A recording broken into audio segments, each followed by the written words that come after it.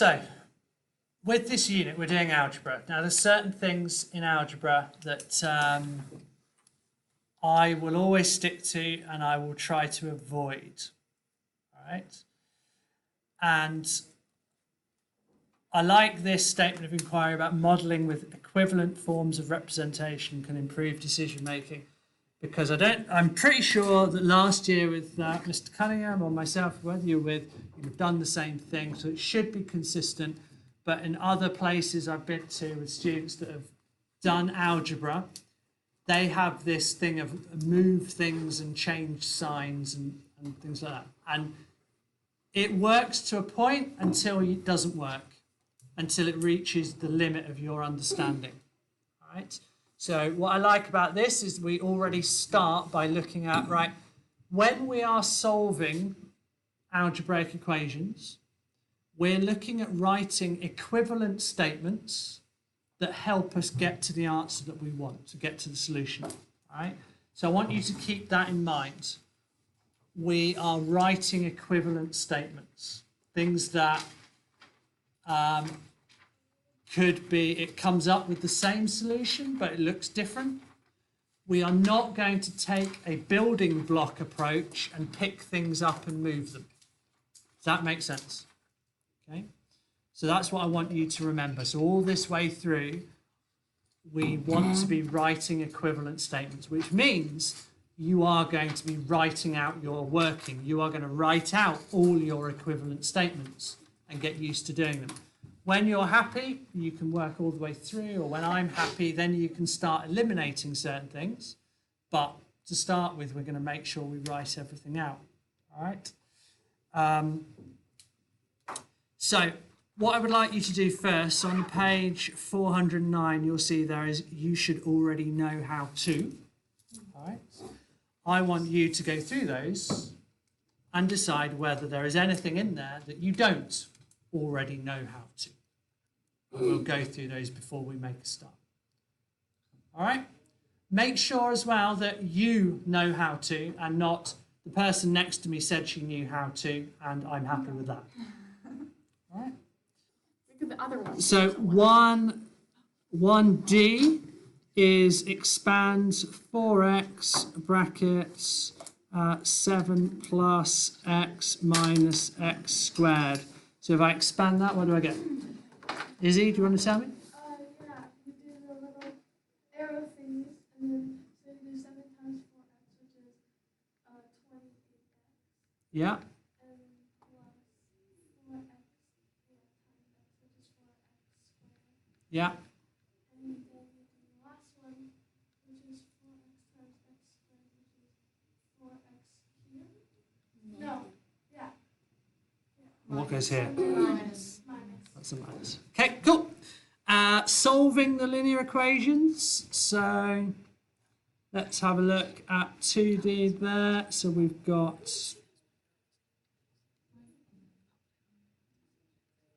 this one, by the way, is one that leads to a lot of mistakes when people do their move things. So who would like to talk me through this one? Go on then. So you could start by minusing 4. Okay, so we subtract 4, and that leaves me with, On both, yes, obviously. on both sides, X over 2 equals 28. And then to get rid of the fraction, you could multiply both sides by 2 or, yeah. yeah. Or no, whatever. Why would I 2 multiply by over 1 over 2? So 2 over 1, because then it's okay. like a fraction, you know. Yeah, I get you. So yeah, then you would get x alone because it cancels out the 2 over there. And then you would get 40 plus 60, which is 56. Yeah, okay, cool. This, by the way, is one that we can look at how we would actually write equivalent forms a little bit better. All right, so that's what we need to have a look at. The final one then. So we've got, so we've got 2 graphs. So here's my axes, and we've got a line that goes up like that, and a different line that goes like this. All right, and it says, find the equations of those two lines. So obviously what I've drawn on the board you can't, but you've got it in the book. You've got certain values. So what are values that we know for, let's say, the blue line? We know. 0. Wow. We know for the blue line that y is 3. So here, yeah? Yeah. Right? So y is 3. Do I know what x is? Like negative. For that point. Approximately. Like it's not. What's the coordinates of that point? 0, 3. 0, 3 is one of the blue coordinates that I know. Is there another blue coordinate that I know? Negative, yeah. Negative 1.50. You sure? No. Because like It it could could be. be 1.4. Yeah. There is another point that I know, which is Oh, 1, 1. Negative 1. 1, negative 1. Negative 1, 1. Negative 3, No. negative 3. Negative 1, 1. 1. what? guess For the negative- blue? Yeah. Negative 3, negative 3. Negative 1, negative 1? Negative 1, up negative 1. Over negative 1. What are up you 1. saying? What? Yeah. Negative 1, up 1. No. That's right. Oh, negative 1, positive 1. Yeah, All right, yeah, I get you that one. Okay. Negative 1 and, come on, computer, positive 1. Is it that way round? Yeah. Okay. Is there another point? Negative 3, negative 3. All right, there is another one as well. There's a negative 2, negative 1, and there's a Negative 3, negative 3. negative 3, negative 3. Right, so we have enough information there to figure out the equation of the blue line. So the equation of a straight line is y equals, X plus C. Plus Yeah, it's BY fine. equals C plus C. so we've got y equals mx plus c. Because you can do either. It, up to you, right? I'm just following IB. Often it's A and B rather than M and C, but M and C is perfectly good as well. So how can I work out particular ones? So is there any A or B or M or C that you want to tell me straight away? Y is. Yeah.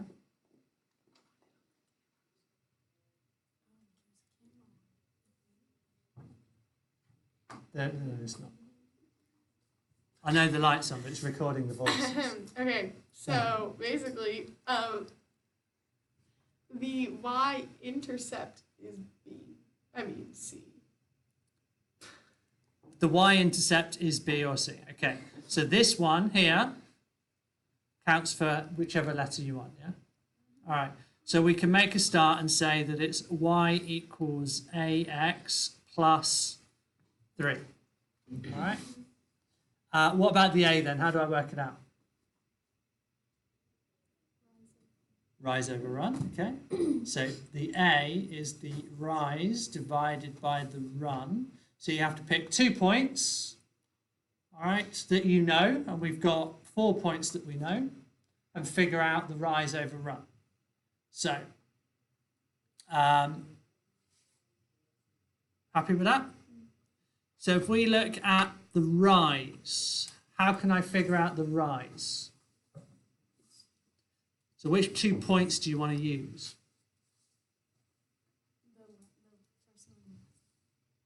Well, I've used that. I'm going to use different ones. So the second one and third one. Second and third, okay. So which numbers would tell me the rise? The Y. The y values. So we're going to look at the y values. So if we're going to go from this direction to this direction, doesn't have to be, it could be the other way, but we'd do it. If the rise is from 1 to negative 1, what was the rise? 2. Negative 2? Well, From 1 to negative 1? yeah. Okay. And then the run, we have to go in the same direction Negative. and go from negative 1 to negative 2 is a run of Negative 1. negative 1. Right? And negative 2 divided by negative 1 is 2. So there's my rise and run. So that means that I've got y equals 2x plus 3. So that's the equation of that line. Okay? Yay. Happy with that? Yes. Does that remind you? That was good. Okay. There are other ways to figure out the rise and run. Okay? There's more ways, you know.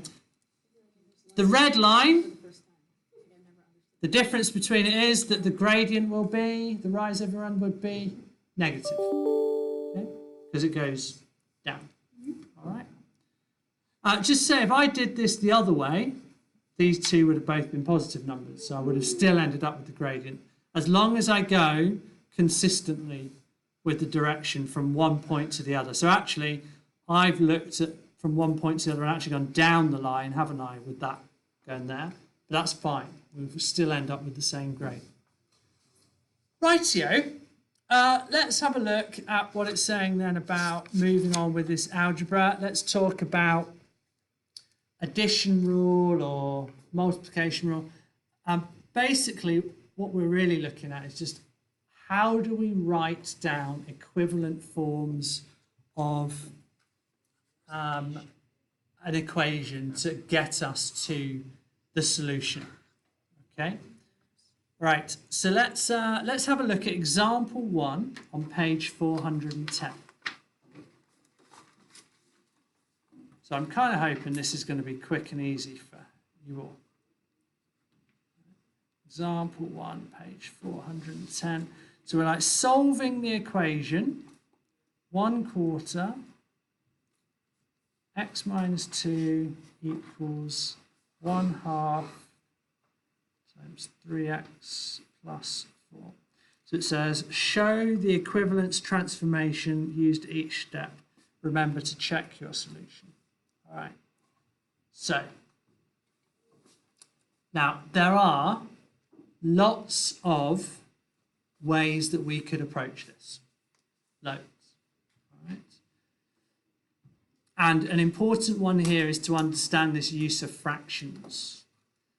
So they've got the first step that they're going to do is to multiply both sides by 4. But we're going to write down an extra thing now, rather than just write it like we did before on the side. I don't know whether that's what you do or not. They're actually going to write down an equivalent equation, and they're going to do it like this. So they've got 4 times, I'm going to use times, not a dot, 1/4 times x minus 2 equals 4 times 1/2 times 3x plus 4. So that is the same thing as just doing what? Multiplying both sides by 4. All right, but I've written it as an equivalent equation. All right, why is it equivalent? Because you did it to both sides. Because I did the same thing to both sides. And that's important for what symbol? Why does it work if I multiply both sides by the same thing? Because the ratio is the same. And what symbol is there that tells me that I can Equal do sign. the equal sign? This sign is all important. Right? I can do what I like as long as it maintains that sign's, relevance. As soon as I make that sign a lie, I can't do it. Right? So I can multiply both sides by 4 because it makes both sides 4 times bigger. Right? I'm not saying it's the same as what it was, but I'm saying it still meets this criteria of the equal to. Right? That's the whole point. Right? Now, there is a reason why we multiplied by 4. What is that reason? So you can get rid of the fraction. Yeah, First it only actually helps me with one side, doesn't it? But it does help me because 4 times 1/4 is the same as 1. And that's another thing to remember. Are you just crossing things out and it disappearing into magic dust? Well, no, when we're actually simplifying things, we're actually trying to get things to be equivalent to multiplying by 1. Because what does multiplying by 1 do? Nothing. And then I can ignore it. All right? So when we do things, this is quite an important thing for you to understand. We're not magically wiping things away so they disappear. We're actually making them multiplied by 1. Now that is important for some things.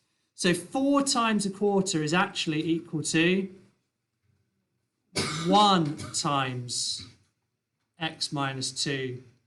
And what's 4 times a half? 2. Okay. Now, we don't need to write this 1 times, so we just don't. And that's why it looks like it just goes. It actually becomes 1 times. All right? So we can replace this with 1 multiplied by. All right? It's an important. Now, do I need these brackets anymore? No. Okay. So I can get rid of those brackets. Now, what's the next stage? Just expand the other side. Expand the other side. All right? So I'm going to multiply through by 2. So I've got 6x plus 4.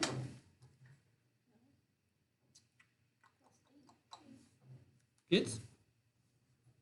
Just checking if you're awake. That's one thing a lot of people do, is they multiply the first one and forget to do the second one. Right? Okay. Now, so what I've just used here is what they call in the book the multiplication principle. All right? You multiply by something to get rid of. What do I use next? Yeah. Am I supposed to say like principle? If you like. Oh, the addition. The addition principle. one, isn't it? Yeah. So what are we going to add? 2. Let's add 2. All right. So we can do x subtract 2, add 2, equals 6x plus 8, add 2. So I'm showing all my working. Now again, at some point you'll get to say, I don't need to do that. I don't need to write that. But if you're being asked to show your working, right, so this is the addition principle where I can add to both sides. So then this becomes, that does become what? 0. 0 this time. So when I add, I do make 0. When I multiply, I make 1. 1. Right? So that becomes x equals 6x plus 10. Now the question is, was that the most efficient choice? There's nothing wrong with it, but was it the most efficient? No. Why not? Yeah. You could also subtract 8. We could have Instead. subtracted 8 instead. So if I'm at this point here, right, I was at, and if I subtract 8, so I do x subtract 2 subtract 8 equals 6x plus 8 subtract 8, I then get to x subtract 10 equals 6x. So both of those are equally fine, but which one would lead us to a more efficient or effective way of getting to our solution, and why? Why?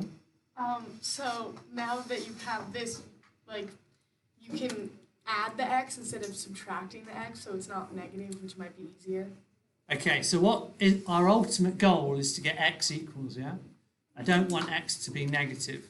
I would still get there at the end, that's fine, but it might be nicer here to, well, what if I got to do at this one, I would then, my next step would be to do what? Subtract 6x. Subtract 6x. So I'd have x subtract 6x equals 6x subtract 6x plus 10. So that would give me negative 5x equals 10. And on this side, I would do subtract x, right? So I would have x subtract 10 equals 6x subtract x. So I would end up with negative 10 equals 5x, right? Now you might decide, well, actually that doesn't make any difference to me. It doesn't matter which way around I do it, and you'd be perfectly right, okay? But it might be something to consider for others. So you decide which route you would take. Either way is fine. What's our next final step? Okay. Right, just because I know it's got it in the book, is there another way of dividing? using our multiplication principle. Right? Multiply by a fraction. Okay? So I could divide by -5, but I could also multiply by what? 1/5. You've answered everything, but your hand is going up. Let's multiply by 1/5. Well, 1/5 or -1/5. So let's do -1/5 multiplied by -5x equals 10 times -1/5. All right. Now you might say, oh, but that's overcomplicating things. I could just divide by 5, but it gets us used to seeing the fractions and dealing with it, because sometimes if we ignore it when we're doing our work and when we get a question that has it in there, we forget what to do. All right. So what's 1/5 times 5? 1. The 1 again. With the negative and a negative makes positive. So we've got 1x and we get 10 times -1/5 is -2. So same here. What would I multiply by? Just 1/5 this time, not a -1/5. So 5x times 1/5. So that gives me -2 is 1x. So I end up with exactly the same answer. So you might, I'm hoping you're like, that's overcomplicating stuff we already know how to do, but that kind of explains what's going on in the textbook in terms of really dealing with equivalent forms, all right? Because sometimes you'll be writing equivalent forms without needing to actually solve. So we have this practice of it, okay? All right. Any questions on this? I'm sure you would love to just get on then. But let's just finish with the check. What's the check about at the bottom? It's amazing how many people can't do this.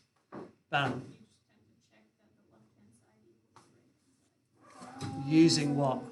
Calculator. Yeah, so you have determined, this is amazing how many people don't get this.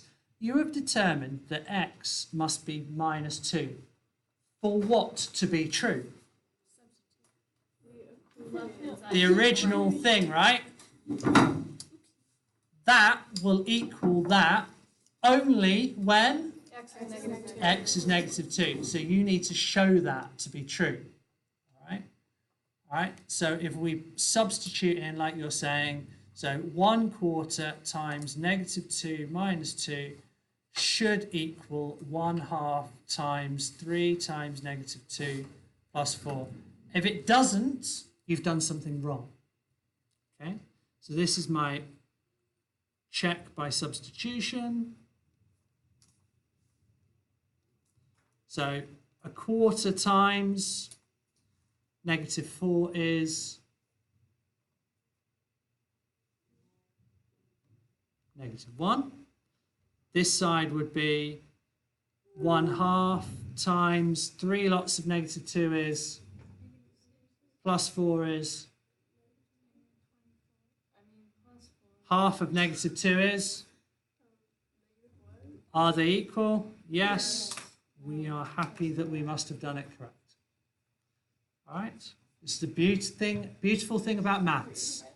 The majority of the time, you can check if you're right. You don't need to wait for the teacher to tell you. All right. So that's the checking by the substitution. Okay, so I will let you get on with practice 1.